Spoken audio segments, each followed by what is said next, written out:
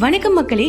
இப்போ இருக்கிற beauty standard வேர்ல்ட்ல கண்ணு இப்படி இருக்கணும், முக வடிவம் இப்படி இருக்கணும்னு ஸ்டாண்டர்ட் செட் பண்ற உலகத்துல தானே நம்ம வாழ்ந்துட்டு இருக்கோம். அவ்வளோ ஏங்க பீப்புளோட கனெக்ட் ஆகவும் கம்யூனிட்டி ரிலேஷன்ஷிப் பில்ட் பண்ணவும் உருவாக்கப்பட்ட சோசியல் மீடியால கூட என்ன பாரு, என் உடம்ப பாரு, என் முகத்தை பாருன்னு ஃபீச்சர்ஸ்ல ஆரம்பிச்சு ஸ்கின் கலர் வரைக்கும் இதுதான் அழகுன்னு நம்ம மனசுல ரெஜிஸ்டர் பண்ற பெரிய கூட்டமே உலா வருதே. இதனால எவ்வளவு பேர் இன்செக்யூரிட்டினாலையும் இன்ஃபீரியாரிட்டி காம்ப்ளெக்ஸ்னாலையும் பாதிக்கப்படுறாங்கன்னு அவங்களுக்கு என்னங்க கவலை? அப்படி பாதிக்கப்பட்ட பேர்ல நீங்களும் ஒருத்தர்னா இந்த பதிவு உங்களுக்கு தாங்க. பதிவை முழுசா கேளுங்க. கதைக்கு போகும் முன்ன உங்களுக்கு ஒண்ணு சொல்லிக்கிறேங்க, அழகுக்கும் திறமைக்கும் சம்மந்தமே இல்லைங்க.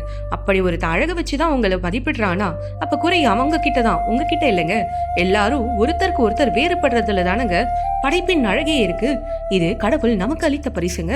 மத்தவங்க சொல்லுக்காக உங்களை நீங்களே உதாசீனப்படுத்தாதீங்க. சேனலுக்கு நீங்க புதுசா இருந்தீங்கன்னா மறக்காம சப்ஸ்கிரைப் பண்ணிக்கோங்க, பெல் ஐக்கானையும் பிரஸ் பண்ணிக்கோங்க. அப்பதான் நாங்க போடுற பதிவுகள் உங்களை வந்து சேரும். ராமாயணத்துல வர ஒரு கிளைக்கதை தாங்க இது. அஷ்டவக்ரன்னு ஒரு முனிவர் மகாராஜா ஜனகரின் ராஜ்யமான மிதிலையில வாழ்ந்து வந்தாருங்க. சான்ஸ்கிரிட்ல அஷ்ட என்றால் 8, வக்ர என்றால் வளைந்த அப்படின்னு அர்த்தம். இவருக்கு உடம்புல 8 இடத்துல வளைந்து இருந்ததாம்.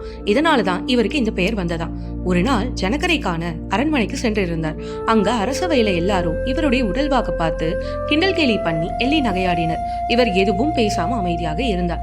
பின்பு சிரிப்பு அடங்கியதும் பேசத் தொடங்கினார். இங்கு சிரிப்பார் அனைவரும் எனது வெளிப்புறத்தை கண்டு சிரிக்கிறீர்கள், இதனால் வெறும் என்னை புடலாகத்தான் காண்கிறீர்கள்.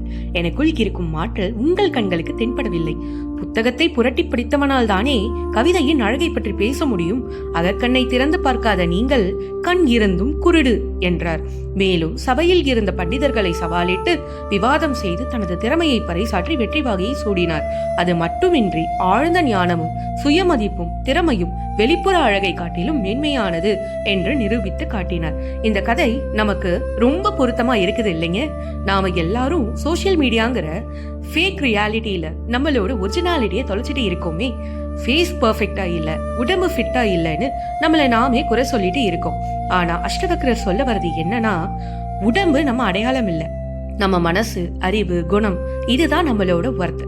இது சரியில்லைன்னா தான் நீங்க வருத்தப்படணும், அதை திருத்திக்கணும். அடுத்தவன் உங்களை அண்டர் எஸ்டிமேட் பண்றதுனால இழப்பு அவனுக்கு தாங்க. செல்ஃப் அக்செப்டன்ஸ் தான் உண்மையான சக்தி. நீங்க எப்படி இருக்கீங்களோ அப்படியே உங்களை ஏத்துக்கோங்க. உங்க அழகு உங்களுக்கே புரியும். யாரு என்ன சொன்னாலும் உங்க திறமைய வளர்த்துக்கோங்க. உங்களை நீங்க மதியுங்க, ஆட்டோமேட்டிக்கா இந்த உலகம் உங்களை மதிப்பாங்க. என்ன மக்களே, இந்த பதிவு உங்களுக்கு பயனுள்ளதா இருக்கும்னு நினைக்கிறேன். அடுத்த பதிவில் உங்களை மீண்டும் சந்திக்கிறேன்.